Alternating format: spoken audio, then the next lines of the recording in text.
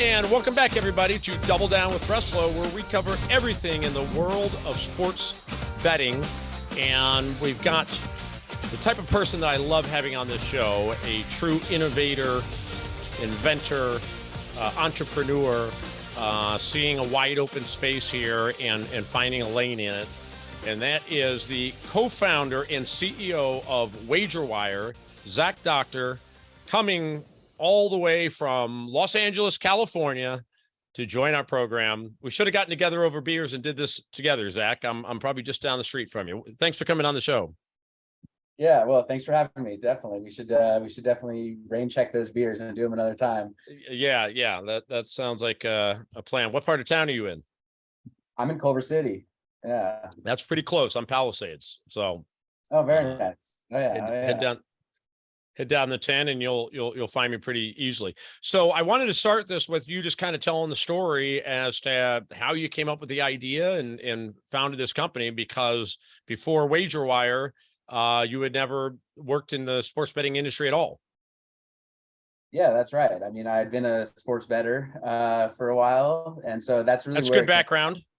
Yeah, that's really where it came from, right? As like I wasn't necessarily sitting around being like, what business could I start in the sports betting industry? It really came from, wanting to use a product like this myself. And for everyone who's just learning about WagerWire, WagerWire is a marketplace for active sports bets. So it's like a secondary market for your bets. Think like a StubHub or a StockX or even like a Robinhood, but for your bet. So now with our system, you'll be able to place a bet before the game or early in the season. And then you'll actually be able to sell out of that at a fair price. We're creating this two-sided exchange around sports bets after you had placed them.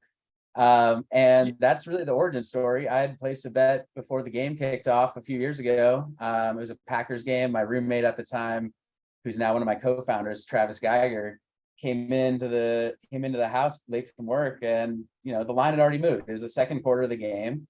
I had gotten the line before the game, and he didn't want to take the live line. He wanted to ride the same action as me. So he just Venmoed me $50 at the time. And then we settled up afterwards, but it gave us this light bulb moment.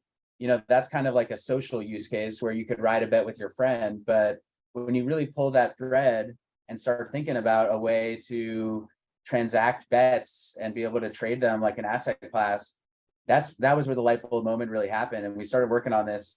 I think I was going all the way back to 2019 when we had that idea. Mm-hmm. So in that particular instance, we were just talking about your standard bet on the game. Game is halfway through, and you offer to sell a guy in action. Things could be going well for you or not going well. Obviously, the value of your bet changes throughout the course of a game. But it's my understanding that WagerWire is kind of more focused on longer term bets. For instance, if you had a bet on over under as far as number of games a team would win in the season, or whether they're going to make it to the Super Bowl or what have you. Yeah, so I think that those type of bets are really perfect for our system because you do have more time. I'm actually holding one right now that would be a perfect WagerWire bet. Is I bet $20 on the Cincinnati Reds to win the National League Central Division, which before the season seemed like a crazy idea. They were projected to be in last place. I got them at plus 6,000 odds, which means my $20 will win 1,200 if it hits. Now we're at the All-Star break.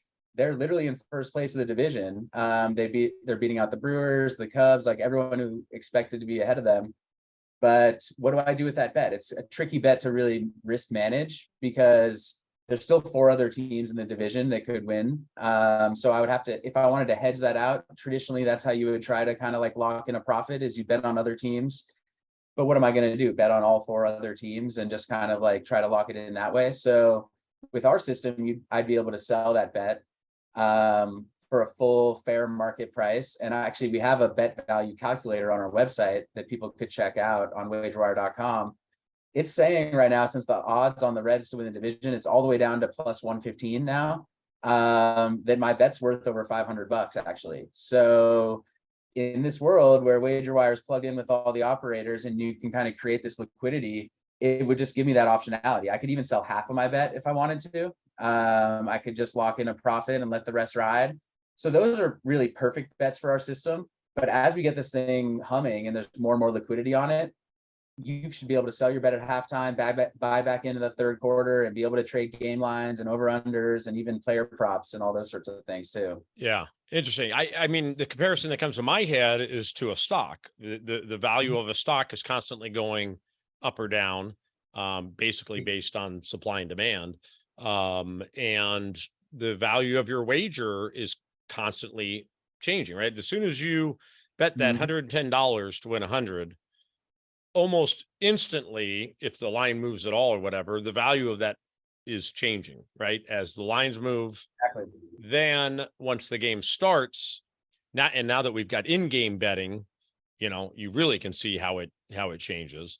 But the value of that bet is going to be changing throughout the game, but there's no way to cash in on that ticket until the end.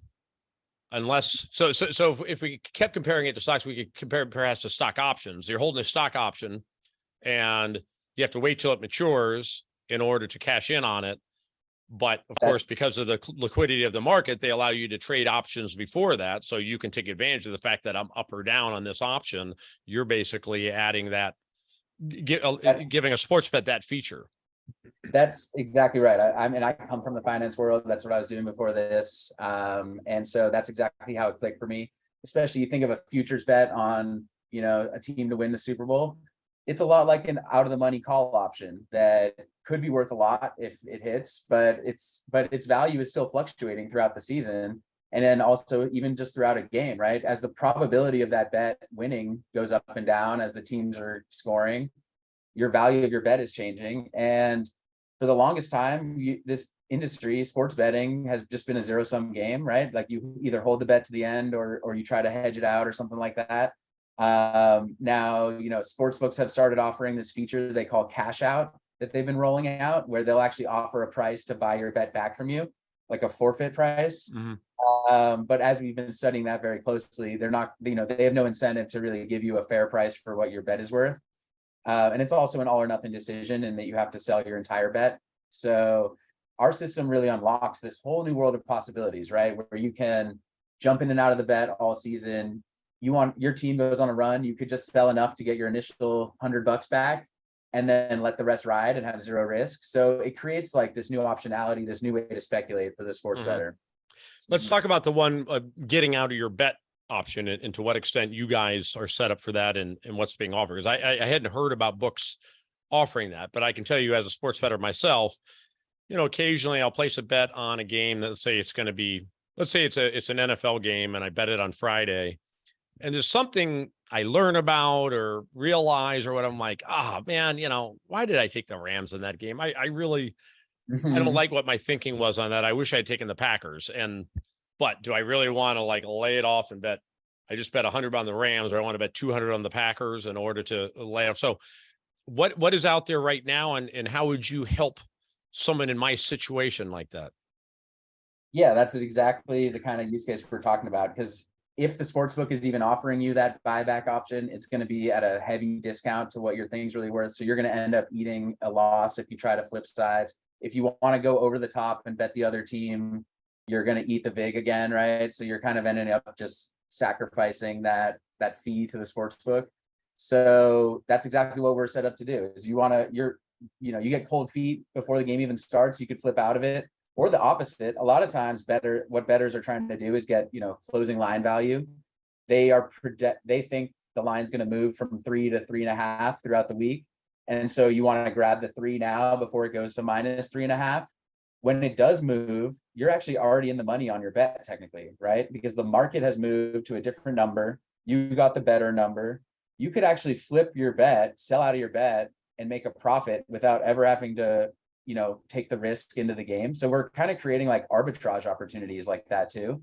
Yeah. I was thinking, you're creating a speculation opportunity for someone. It opens up a whole new area of betting, which is, hey, I'm going to look at those lines right when they come out, try to make a bet on what direction that line is going to move, irrespective of who I think may win. Right.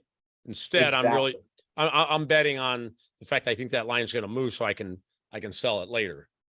Exactly. So it creates this kind of game within the game for savvier bettors who are already playing that game a little bit through like trying to get good value. It also creates opportunities like think about March Madness. Normally you would pick one or two teams who you would think is really going to go to the end, but now you don't, the team doesn't actually have to win for you to make money if they just perform well. So you could bet on 12 teams or 15 or 20 and then manage those as they kind of go through the first rounds of the tournaments. So it really does just turn what was once like a static asset into this dynamic thing that you control, that you can jump in and out of. And it just creates all this new speculative activity. And that's also what how it's going to just drive value for the whole ecosystem. Like we are actually also like a B2B company at our core. We partner with the sports books in order to provide this functionality. And what's in it for the sports books is exactly that. Like people are going to place bigger bets and riskier bets, and they might place 20 futures on March Madness instead of 2 or 3 because they know that they can try to play them off each other. And that's where this is just going to generate value for the entire ecosystem. We're talking about just growing the pie, basically. Tell us how this calculator works that you said is on your website that instantly can calculate the present value of whatever your bet is. Yeah, exactly. So that's been live for a little bit now. You can go on there and check it out, and you type in the bet that you placed, so your original odds. So in my Reds example, I would put in, the $20 at plus 6,000 odds, and then you look up what the current odds for that same bet are. That's the other variable we need, and so that's the plus 115 right now for the Reds. You plug that in, and it'll spit out what the value of your bet is. Gotcha. So walk us through that with your bet, and so your bet was 100 to win 6,000, basically. It was 20 to win 1,200. So at 20 to win 1,200 odds, yeah. And okay. Then the other way to think about this is how much would a bettor today have to bet to win that same payout? So if a bettor walked up to the booth right now to place that same bet to win $1,200, they'd have to bet $567. So you could think of that as the price someone would be willing to pay me for my bet. As long as I could beat that, basically, then that's where the secondary market would clear. Gotcha. So I could sell my bet to someone for $550. I get the benefit of being able to tap into this liquidity, and they get a little discount to what they would be able to place that at with the sportsbook directly. Cool. All right, well, let's take our one and only break, and when we get back, let's figure out how you're going to make money at this. It sounds like everybody understands the concept, and you're definitely filling a need. And I'd love to hear the business side of it, of how you're going to get rich off of this. We're talking to Zach Docker, co-founder of WagerWire. We'll be back right after this.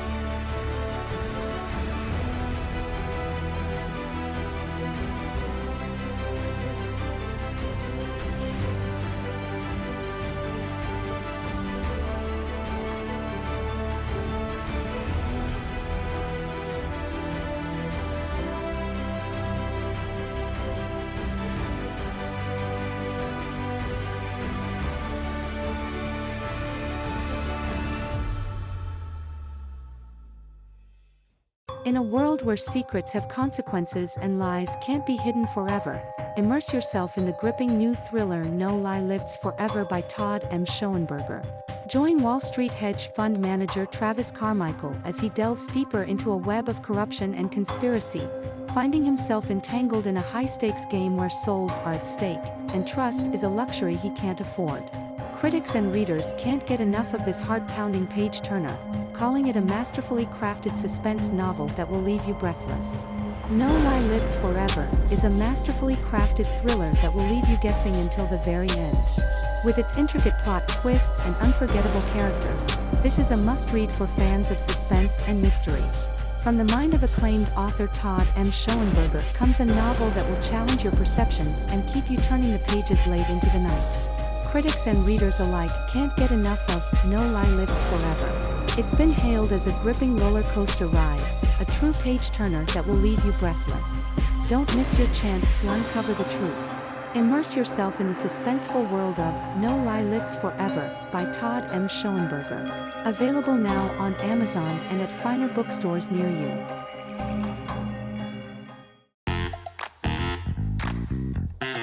And welcome back to Double Down with Breslo. We're talking to Zach Doctor, co-founder and CEO of WagerWire. In the first part of the show, he's explained exactly what WagerWire does. Now walk us through exactly how you're implementing this, because clearly it doesn't strike me as something that would be its own website necessarily, that really you want to partner with the sports books and so that they can offer this. That's right. That's right. So our kind of path to distribution at scale is by partnering with the sports books, rather than trying to compete with them and come up with our own sports book where you can be trading in and out of bets. We'd rather go and partner with them and bring this as a new feature to their users. So we have an embeddable version of our technology. We have this marketplace technology kind of at the core of our business. It can be embedded directly inside a sportsbook app, and we have some partners that we're moving forward with on integrations right now. So then in that case, the user doesn't even have to have a WagerWire account. They're just playing with their sportsbook. Now they get this push notification that says, hey, we've got this cool new feature, you can sell your bets. And so that's kind of the in-book implementation. And then we do have a WagerWire app that's in beta right now. It's actually in the App Store right now that could be downloaded, and encourage people to check it out and start playing around with it. It's on a free-to-play basis at first, and then we're going to turn on the real money bet trading book by book and state by state. But really, yeah, that's where our company is a B2B business at its core, and then we partner with the operators to enable this functionality.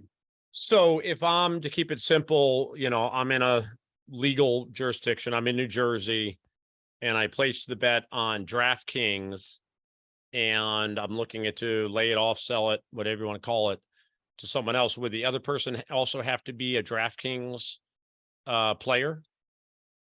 That's right. That's right. So we're working our way up to the big tier ones like DraftKings and FanDuel and everything. We have some affiliate relationships with them in the meantime, but once we get the trading turned on with them, that's exactly right. That's also part of what's in it for the sportsbook. If I want to buy Breslo's bet because it's a great bet and I love the guy and I want to ride the action that he took, then I'm gonna have to sign up for the sportsbook in order to complete that checkout. And so it is part of the customer acquisition funnel for the sportsbooks as well. So, so you do presently have an app, and what is so that's WagerWire if people want to download it. So what are they going to find right now with your app? Yeah, so in our app right now, it's got your portfolio tracking functionality. So you can go and you can sync your DraftKings and FanDuel and MGM and Caesars accounts, see all your bets in one place. You can sign up for the books that you don't have yet. If you're in a state that has legal sports betting and you haven't gotten all the bonuses yet, go in there, make sure you get all your free bonuses, and then track all your bets and get the best price across them when you want to get a bet down. All of our content lives in there. So we haven't talked a ton about that yet today, but we have a whole media arm of our company where we're doing articles, podcasts, Twitter Spaces shows, videos, educational content. That all lives inside the app.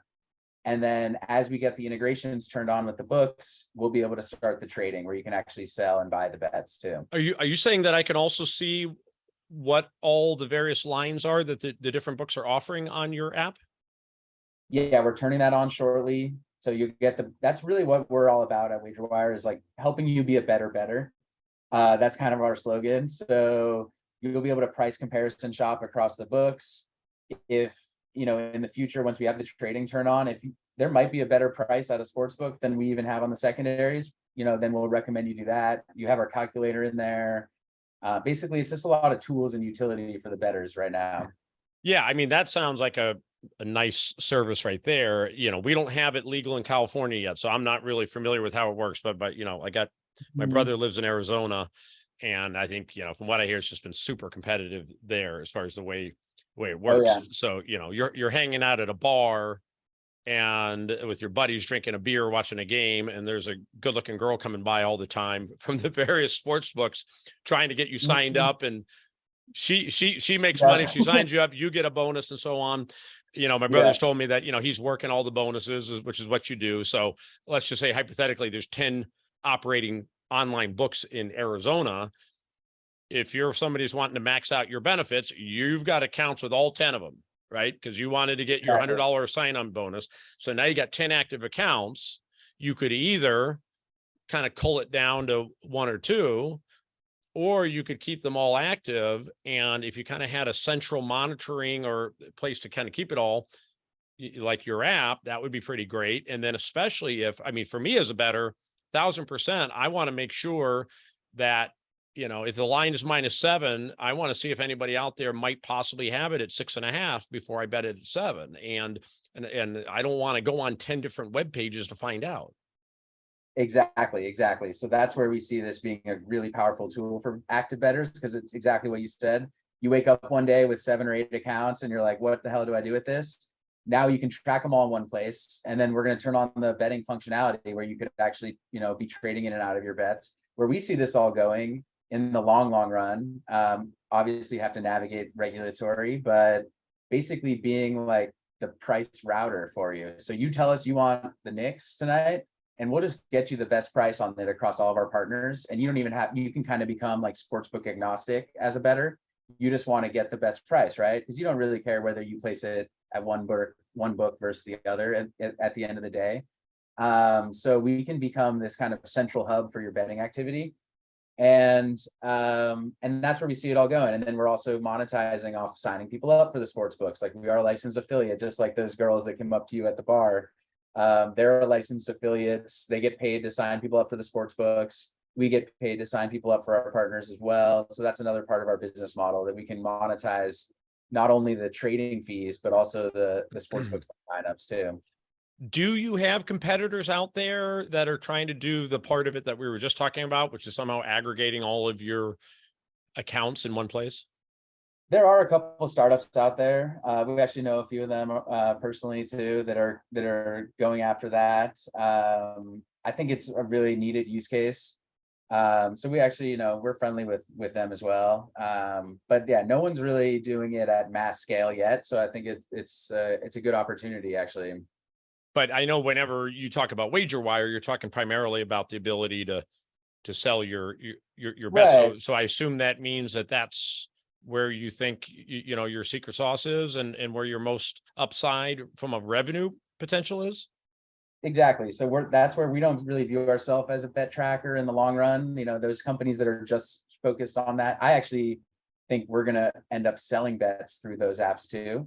Because also what we've shown with the secondary market is that you don't need a casino license to do a secondary market sale. The bet already existed.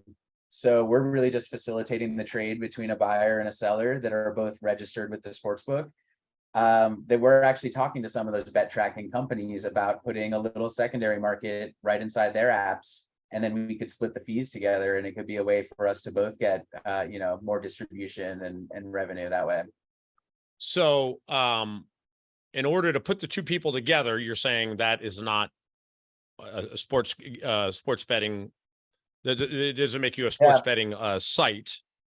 That's You're right. just facilitating two people getting together. When they do the actual deal, what about that? Wouldn't that be considered an actual a sale of a sports wager? So it's not really considered a placing of a wager, because the rules are just written very specifically. Frankly, they weren't anticipating this business model, I think, when they wrote the rules. So it's very specifically written that, like, creating a new bet, underwriting that risk in the system, that's what being a sports book is. And so we really aren't that when you think about it, right? We're just creating this marketplace between users. And then look, we are a registered vendor, though. We do have to get because we are a technology supplier to the sports books. That's how we're viewed.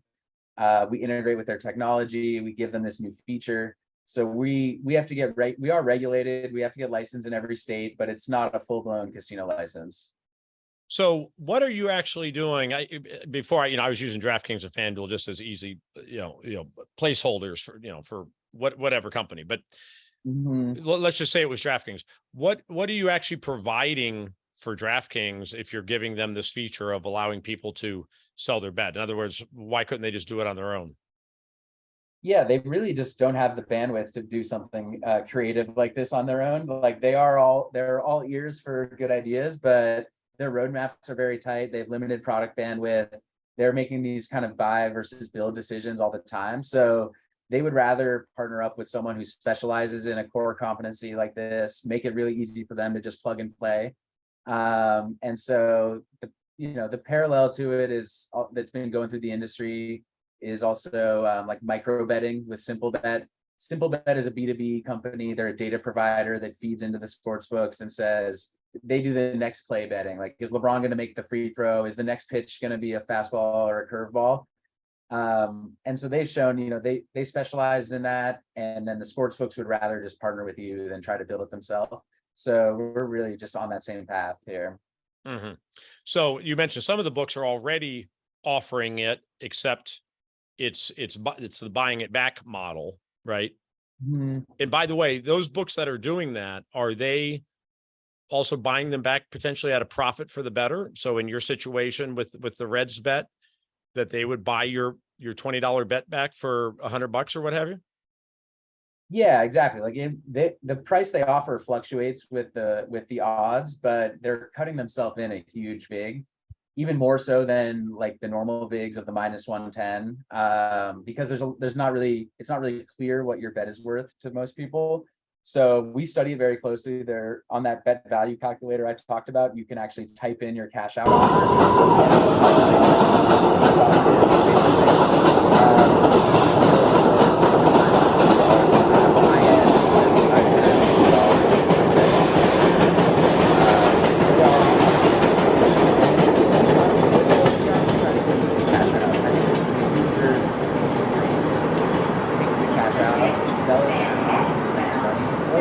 on the marketplace and try your chances at getting it. So we actually think of this as kind of like the evolution of the cash out, but this is a market-based system for it. So don't they call it exchange wagering when you got players playing against players? Yeah, there are exchanges too, which is a little bit different. There's actually nuance. It's a little bit different than what we're talking about, but yeah. Let's talk about that for a second, because that seems to me, from my perspective, to be the same thing. Basically, you're matching up two players that want to bet with each other, or essentially, or I'm going to buy your bet from you, is what you're setting up. What's setting up these exchange wagers is that, hey, everybody, I'd like to take the Dolphins -7. Who wants the other side, right? Right, exactly. And that basically gets to it. So we're very similar in that the functionality for the user, they can jump in and out of their bets. Now you can sell, like on those exchanges, you can take the sell side. But the difference is what you got to in your example is that's creating a new bet.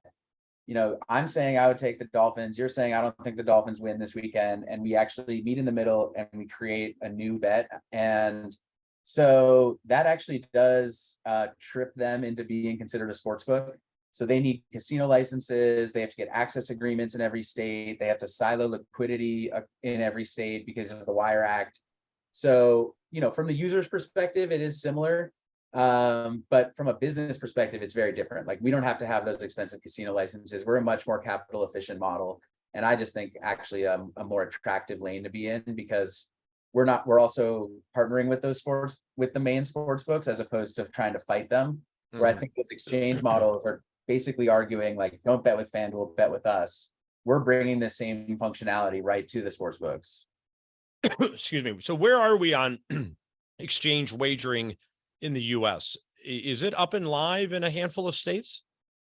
It is, yeah. So there's a couple good companies working on it, actually. Sport Trade, Profit Exchange. Then there's also some really big ones internationally, like Betfair and SmartKits and others too. Right. Betfair is part of Flutter, right? That's right. Yeah. Right. So, and that's FanDuel. So we know that FanDuel obviously has the capability to implement this in the US, but have they? No, they've actually not, which is actually interesting. I think it goes to some of those drawbacks of the primary exchange model that I just brought up.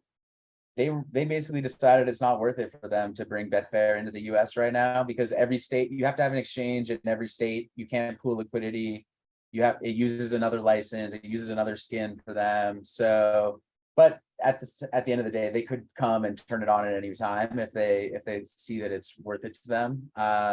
So have you ever been able to have access and pretend you're a player on Betfair and see exactly what these bet exchanges look like compared to placing a regular bet?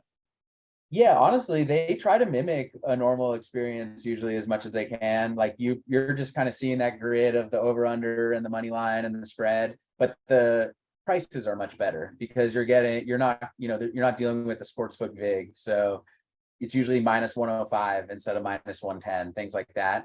Now Sport Trade is doing something different where they're actually trying to change the UI and just do it out of like a 1 to 100 model, which is kind of interesting. But I think that there is just like there's a little bit of an extra learning curve for the exchanges, and then like kind of circling back to what I said from a business perspective, I think there's some serious drawbacks to those models. But it just made me think about Craigslist for some reason, that all started basically for free, but people just putting something up there and seeing if anybody wants it, right?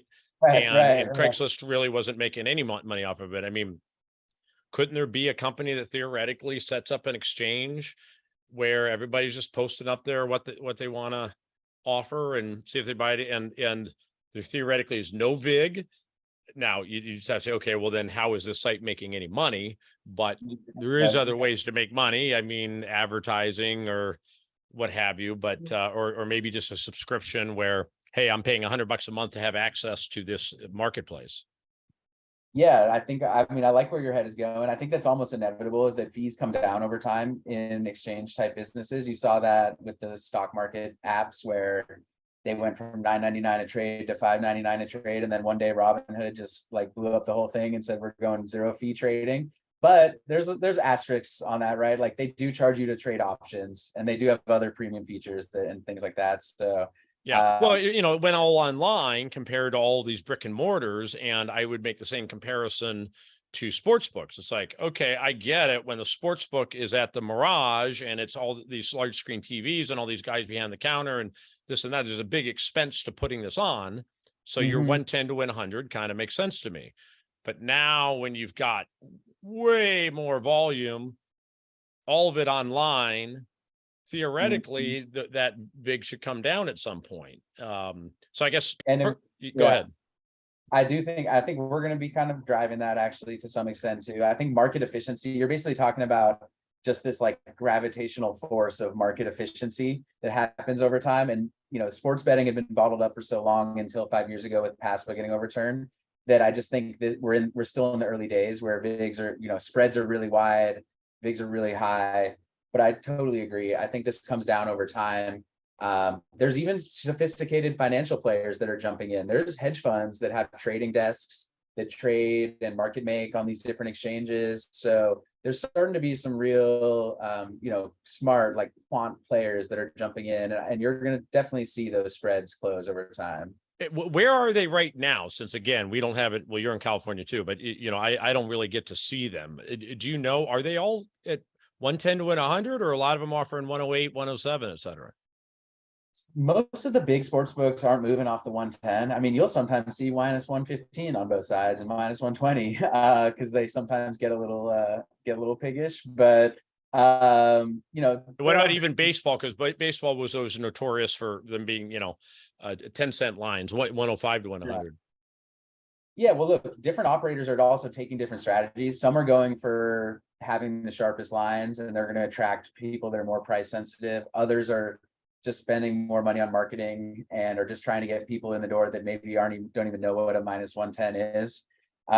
So there's kind of different strategies across the board, but I think you're starting to see people wake up a little bit more and start to be a little more price sensitive. And I think in WagerWire, like we want to be part of that journey for people where when they first get into sports betting, you're just learning what the terminology is.